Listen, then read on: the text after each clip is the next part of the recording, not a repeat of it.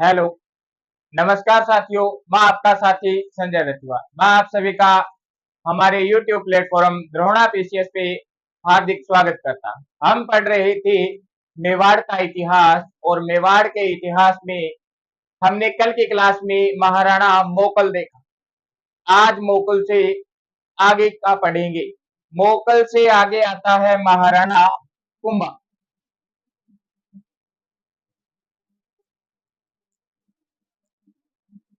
महाराणा कुंभा। महाराणा कुंभा का जो शासन काल है वो 1433 से 1468 तक है जी। 1433 से 1468 महाराणा कुंभा का शासन काल टाइम पीरियड है जो हमें याद रखना है, ये पूछा जाता है एग्जाम के अंदर। इसके बाद में कुंभा के पिता का नाम कल की क्लास में हमने देखा। कुंभा के पिता थे जी मोकल। माता के नाम की बात करें, कुंभा की माता थी जी सौभाग्यवती। सौभाग्यवती परमार।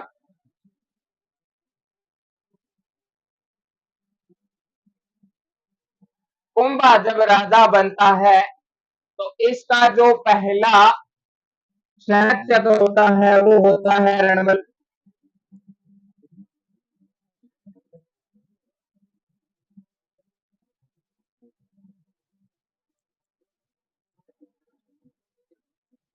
रण कल मैंने आपको कल की क्लास में बताया कि मोकल को चाचा मेरा व महपा पंवार तीनों व्यक्ति मिलकर मार देते हैं, और मारना तो कुंभा को भी चाहते हैं, लेकिन कुंभा के सहयोगियों ने कुंभा को वहां से भगा दिया, और कुंभा भाग के हंसाबाई के पास आता है और रोता हुआ सारी की सारी घटना बताता है। हंसाबाई को बताता है कि दादी जी, पापा को तो ऐसे ऐसे उन तीनों व्यक्तियों ने मार दिया, और मारना तो मुझे भी चाहा था उन्होंने, लेकिन मेरे सहयोगी साथियों ने मेरे को वहां से भगा दिया और मैं आपके पास चला आया। कुंभा जो है जब राजा बनता है तब इतना राजा पद के लिए योग्य नहीं है, तो संरक्षक के लिए रणबल को बुलाया जाता है। हंसाबाई फिर एक बार रणबल को बुलाती है कि भैया रणबल, मेवाड़ को आपकी सहायता की जरूरत है, आप एक बार फिर आए और मेवाड़ की सहायता करें। रणमल आता है, मेवाड़ की सहायता करता है। रणमल के आते ही कुंभा ने अपने पिता के हथियारों का बदला लिया। रणमल की सहायता से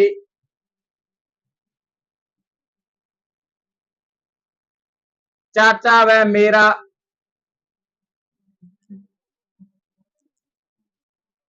इन दोनों व्यक्तियों को कुंभा मरवा देता है। ये मारे जाते हैं जी रणमल के हाथों से। महपा पंवार जो है,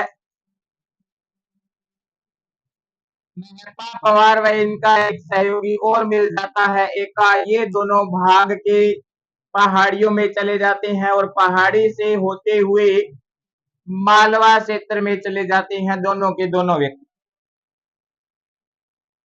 मालवा के राजा के पास जाके शरण लेते हैं, लेकिन ये दोनों व्यक्ति मारे जाते हैं। रणमल वापस आता है, अपनी बहन हंसाबाई को कहता है कि मैंने दो को तो मार दिया, दो भाग गए, अब कोई खतरा नहीं है, मैंने मेरा काम कर दिया, तो मैं वापस मारवाड़ चला जाऊं।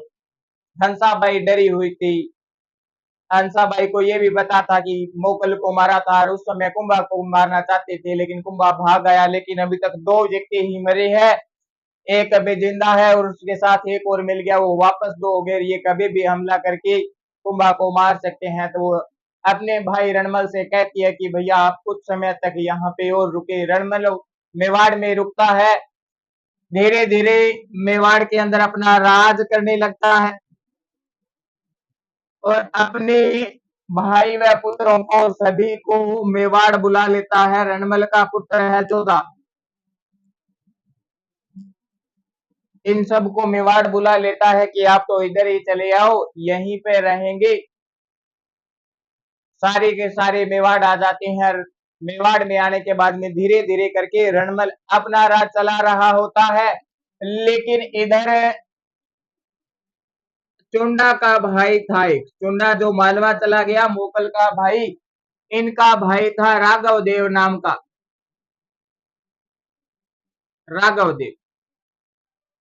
राघव देव को पता चलता है कि रणमल ने मेवाड़ की सहायता कर दी, मोकल के हथियारों को मार दिया, लेकिन अब यह वापस जाने का नाम नहीं ले रहा। राघव देव एक बार रणमल को बोल देता है कि रिश्तेदारों, आपने अपना कार्य कर दिया, अब आप वापस मारवाड़ नहीं जा रहे, क्या बात है। रणमल एक बार तो इग्नोर कर देता है। ऐसे राघव देव 2-3 बार रणमल को बोल देता है, तो रणमल व राघव देव के बीच में बननी कम हो जाती है। रणमल व राघव देव के बीच में बननी कम हो जाती है जी। देखते हैं क्या कारण। तो मेवाड़ के अंदर जी 2 गुट बन जाते हैं।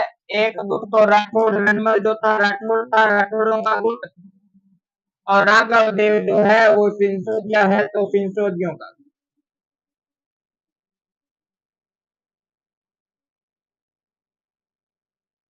राघव देव इधर रणमल राठौड़।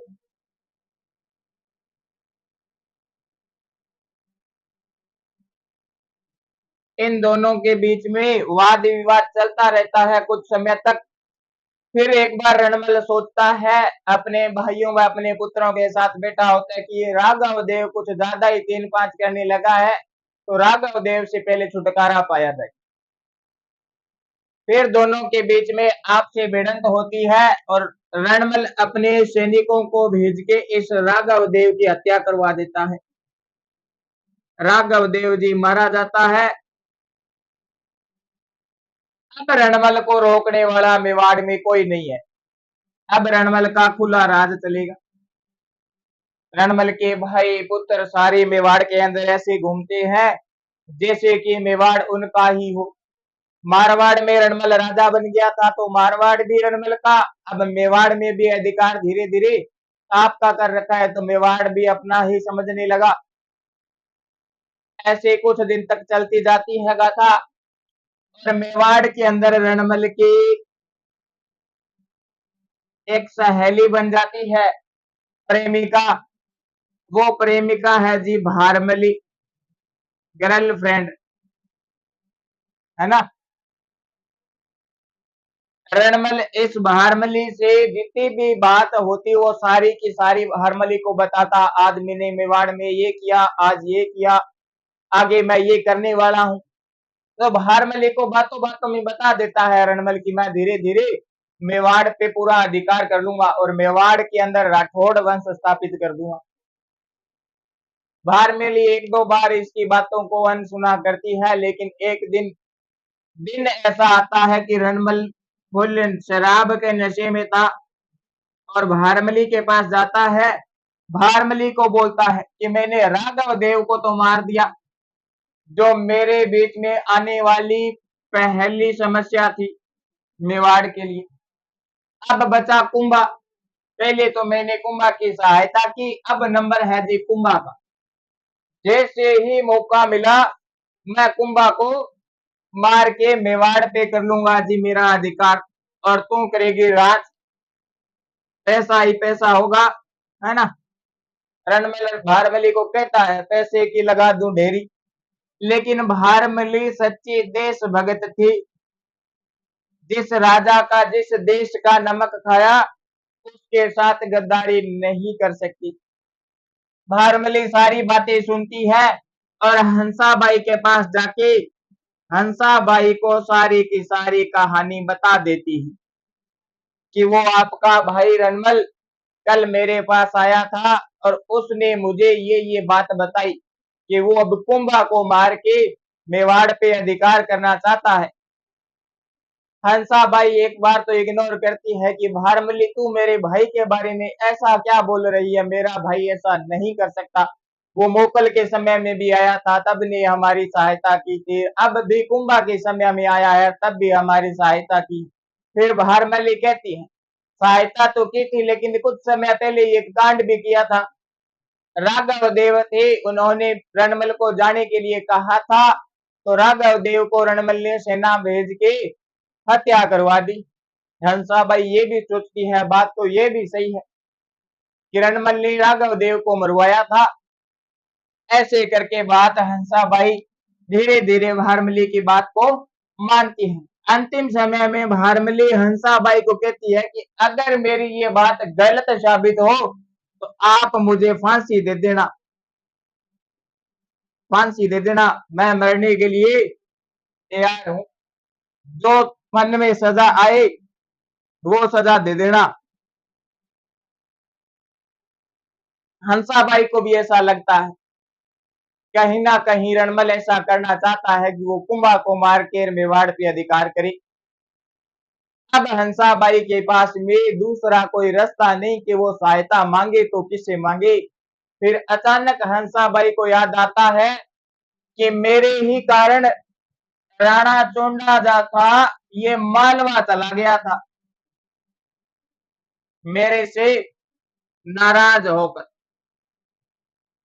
क्यों न चुंडा को वापस मेवाड़ बुलाया जाए और चुंडा ही जो है मेवाड़ की सहायता कर सकता है। अब हंसाबाई चुंडा को मैसेज भिजवाती है, चुंडा जैसे ही मैसेज प्राप्त करके वापस संदेश भेजता है हंसाबाई के पास कि आप तो बताओ आना कब है। इधर चुंडा भी बेचारा मालवा में नौकरी करता करता पूरा ऐसे थक गया था कि अब तो बस अपना घर हो तो आराम से जिंदगी काटे। हंसाबाई वापस रिप्लाई देती है कि तू तो रात वाली ट्रेन ही चढ़िया है। चोंडो अकेडो यो है रात की गाड़ी पकड़ी और सुबह मेवाड़ में, हाँ जी, रात से चलता है और सुबह मेवाड़ पहुंच जाता है। आते ही हंसाबाई से मिलता है, बताओ क्या बात है, क्या समस्या है। सारी की सारी बात हंसाबाई बताती है चुंडा को कि मैंने पहले भी मोकल के समय में रणमल को बुलाया था, रणमल आया था और मेवाड़ की सहायता की। बाद में आपके पिता आपके भाई मोकल को तो मार दिया गया, उसके बाद में कुंभा राजा बनता है और कुंभा की सहायता के लिए रणमल राठौड़ को बुलाया था। रणमल राठौड़ ने आते ही मोकल के हथियारों का बदला लिया, चाचा मेरा को तो मार दिया लेकिन दो व्यक्ति भाग गए और वो मालवा के पास चले गए। जी ठीक है, मान ली बात। फिर आगे की घटना बताती है, राठौड़ों व सिंसोदियों के बीच में वाद विवाद होने लग गया और आपके भाई राघव देव ने जब विवाद उठाया तो रणमल ने अपनी सेना भेज के राघव देव की भी हत्या करवा दी। अब रणमल ने अपनी प्रेमिका भारमली को कहा है कि मैं कुंभा को भी मारूंगा और कुंभा को मारते ही मेवाड़ पे अधिकार कर लूंगा। और हंसाबाई ये नहीं चाहती थी कि मेवाड़ जो है वो रणमल के हाथ में जाए, यहाँ पे राठौड़ स्थापित हो।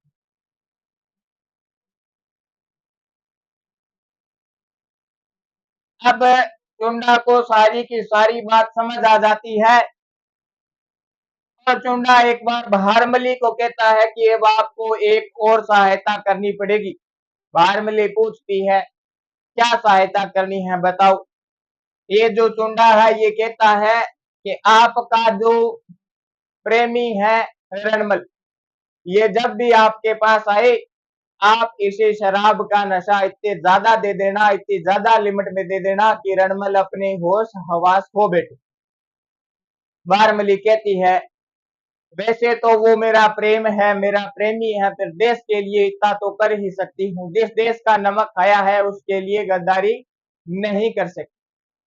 भारमली अपने महल में जाती है। इधर रणमल शाम के समय में भारमली के पास पहुंचता है शराब की बोतल लिए हुए और भारमली रणमल को कहती है चुंडा कहता है हंसाबाई को कि आपको एक बार और भारमली से सहायता मांगनी है।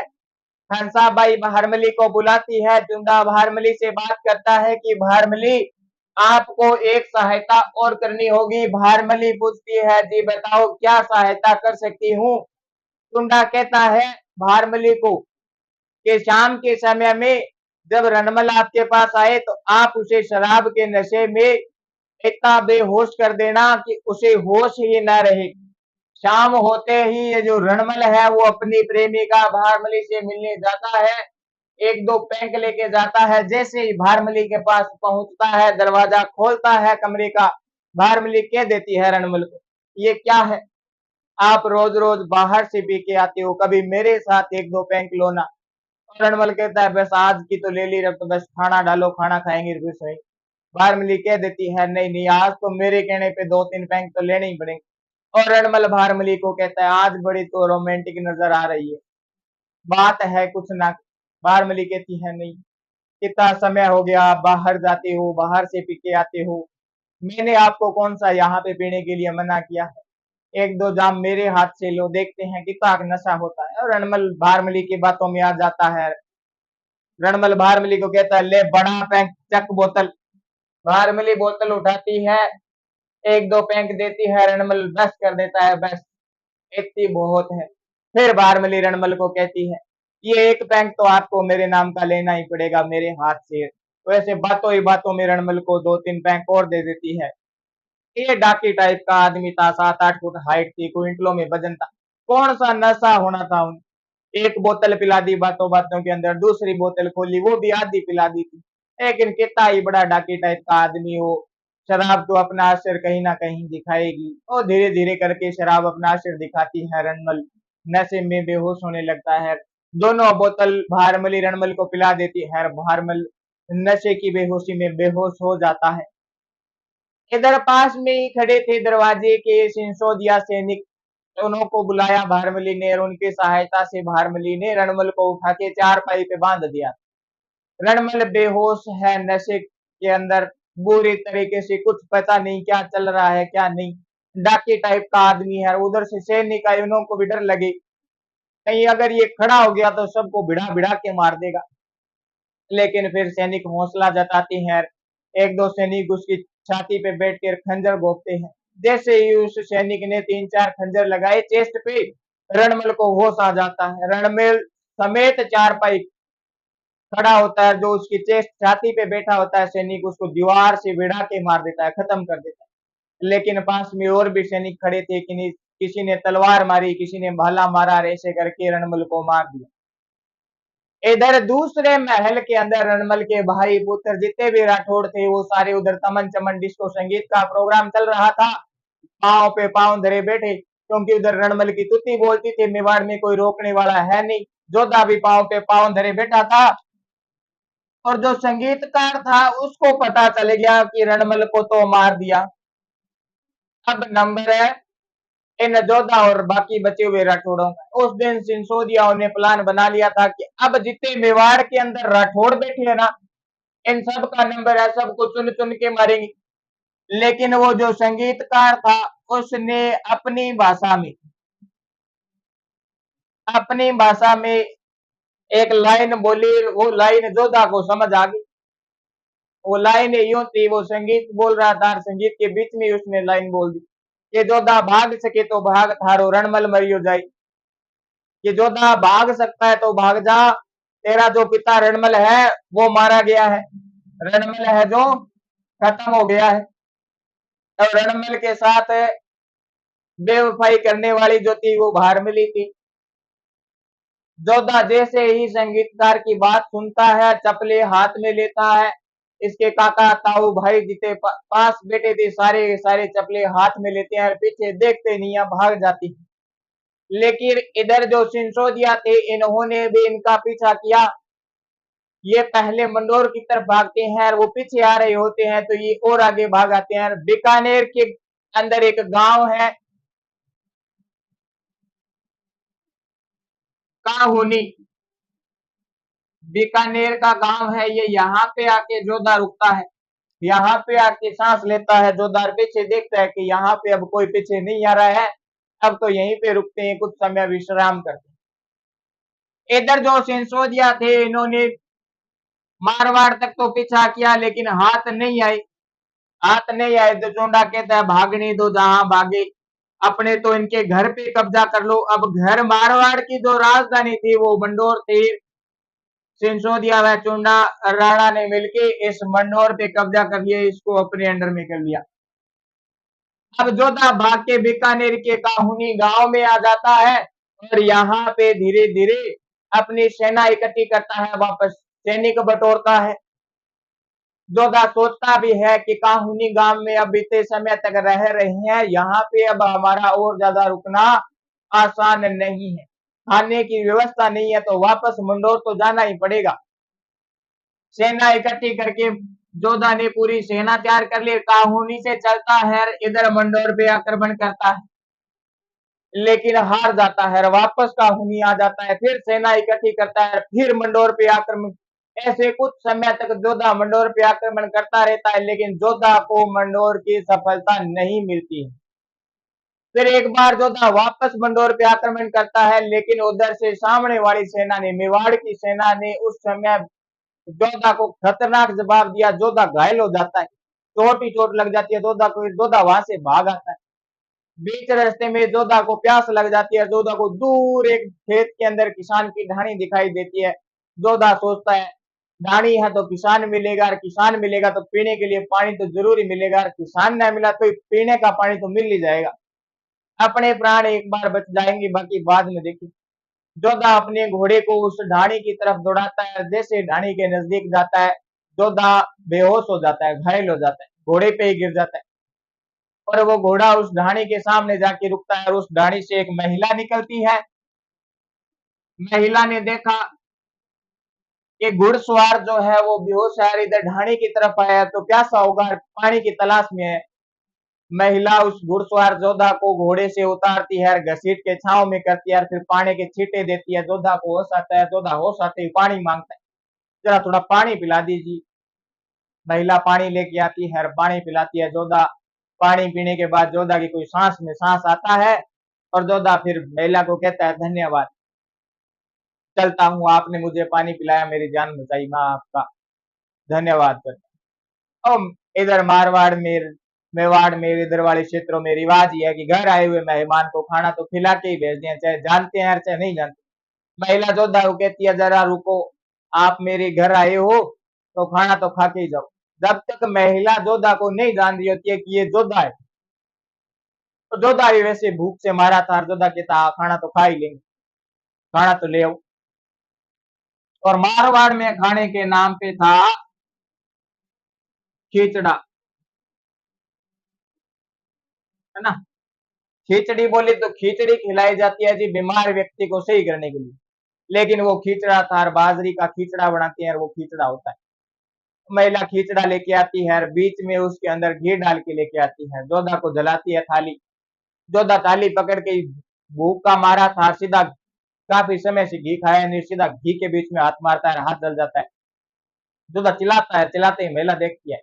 महिला उस व्यक्ति को कहती है, जोधा ही था, उसको कहती है कि तू जोधा की तरह मूर्ख है। तो जोधा उस महिला की तरफ देखे बोले जोधा कैसे मूर्ख है, तुम्हें क्या पता जोधा मूर्ख, जोधा मूर्ख ही है, जोधा की तरह तू खाना खा रहा है। बोला कैसे, क्या जोधा जीते भी बाहर आता है आक्रमण के लिए, सीधा मंडोर पे आक्रमण करता है, सीधा बीच में आक्रमण करता है। वैसे तू खिचड़ा खा रहा है लेकिन तूने भी सीधा घी पे अटैक किया है। क्या तो कैसे, क्या किया जाए, जोधा को क्या करना चाहिए। क्या जोधा को मंडोर के आसपास के गांव पे कब्जा करना चाहिए, धीरे धीरे गांव लूटने चाहिए, पहले पहले धीरे धीरे गांव पे कब्जा करे, फिर सारे के सारे गांव पे कब्जा हो जाएगा, फिर मंडोर जीतना चाहिए जोधा को। ऐसे ही खिचड़े को खाया जाता है, पहले साइड से खाओ खिचड़े को, और साइड से खाते खाते बीच में पहुंचोगे फिर इस घी को खाया जाएगा। उस दिन जोधा ने दो बात सीखी, एक तो खिचड़ा कैसे खाया जाता है, एक मंडोर को कैसे जीतना है।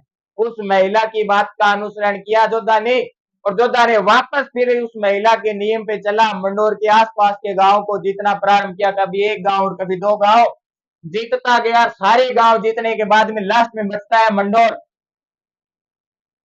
मंडोर बचता है तो जोधा अपनी बुआजी के पास मैसेज भिजवाता है। बुआजी लगेगी हंसाबाई जोधा, हंसाबाई जोधा की बुआजी लगेगी। बुआजी के पास मैसेज भिजवाता है, बुआजी अब देख लो, अगर आप वैसे ही मंडोर दे दो तो ठीक है, नहीं तो आक्रमण होगा, लड़ाई होगी, युद्ध होगा। मंडोर तो वैसे ही पता है, मैंने आसपास के गांव सारे जीत लिए हैं, सारे मेरे सहयोगी है, मेरा सहयोग करेंगे तो मैं मंडोर तो वैसे ही जीत लूं। और हंसाबाई फिर कुंभा को कहती है कि देख बेटा, मेरे घर वालों ने क्या सुख पाया मेरा यहाँ पे मेवाड़ में विवाह करके। तो कुंभा भी मान जाता है, कुंभा बोल देता है हम संधि कर लेंगे और जोधा को मंडोर दे देंगे। फिर जोधा व कुंभा के बीच में संधि होती है, हंसाबाई की सहायता से संधि होती है और जोधा को मंडोर दे दिया जाता है। जोधा को मंडोर दे दिया जाता है।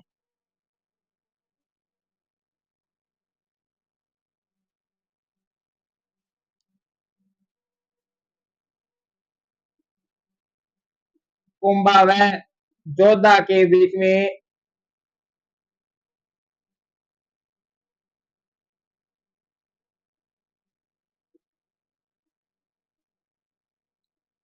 संधि होती है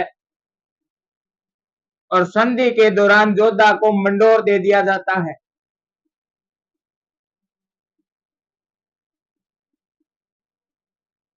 लेकिन ये जो संधि होती है ये हंसाबाई की सहायता से होती है, हंसाबाई की सहायता से होती है संधि। और इस संधि के दौरान मेवाड़ व मारवाड़ दोनों क्षेत्रों की सीमा निर्धारित की जाती है। इस संधि का नाम है आवल बावल की संधि।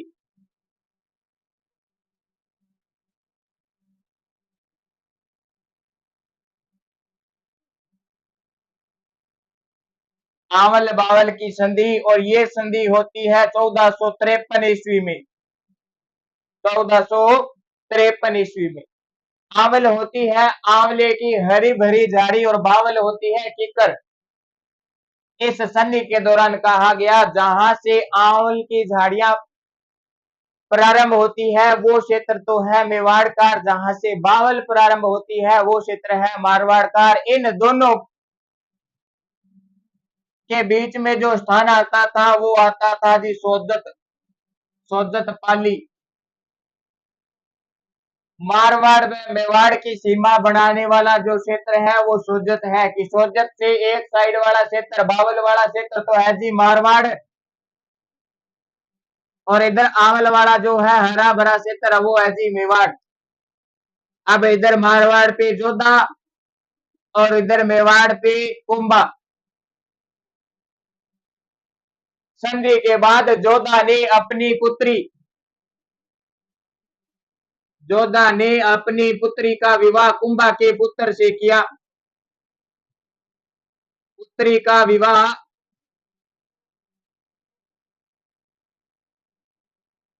कुंभा के पुत्र के साथ करता है, और जोधा की पुत्री थी जी श्रृंगार कंवर, और कुंभा का पुत्र था जी रायमल। इन दोनों का विवाह होता है, मतलब दोनों ने वैवाहिक संबंध स्थापित कर लिए कि अब आगे हमारे बीच कोई वाद विवाद लड़ाई युद्ध न हो। ये सबसे बड़ा पहले कारण होता था कि अगर हमने विवाह संबंध स्थापित कर लिए हैं तो अब युद्ध नहीं होगा। लेकिन कहीं कहीं विवाह संबंध के बाद में भी युद्ध देखा जाता है, जैसे हमने लाखा पढ़ा था, और लाखा के अंदर लाखा हाड़ी रानी से विवाह करके आता है, विवाह के बाद में वो बूंदी पे आक्रमण के लिए तैयार हो जाता है। तो ऐसे वाद विवाद भी हो जाते हैं कुछ बातों को लेकर। लेकिन इधर जोधा की पुत्री श्रृंगार कौर व कुंभा का पुत्र रायमल आपस में विवाह करते हैं और बढ़िया अच्छे संबंध स्थापित करते हैं। ये जो कहानी है ये है कुंभा की कहानी। इसके बाद में कुंभा के आगे और पढ़ेंगे, विजय अभियान पढ़ेंगे, निर्माण कार्य पढ़ेंगे, कुंभा ने क्या करवाया, वो सब कल की क्लास में देखेंगे। तो आज के लिए इतना ही, और आशा करता हूं ये क्लास आप सभी को अच्छी लगी होगी, पसंद आई होगी। अगर पसंद और अच्छी लगी है तो लाइक करें, कमेंट करें, शेयर करें। अगर आप में से किसी साथी ने हमारे यूट्यूब प्लेटफॉर्म द्रोणा पीसीएस को सब्सक्राइब नहीं किया है तो सब्सक्राइब करें और बेल आइकन के बटन को प्रेस करें ताकि क्लास का नोटिफिकेशन आपको समय के साथ मिलता रहे। तो धन्यवाद साथियों, मैं आपका साथी संजय रतिवाल।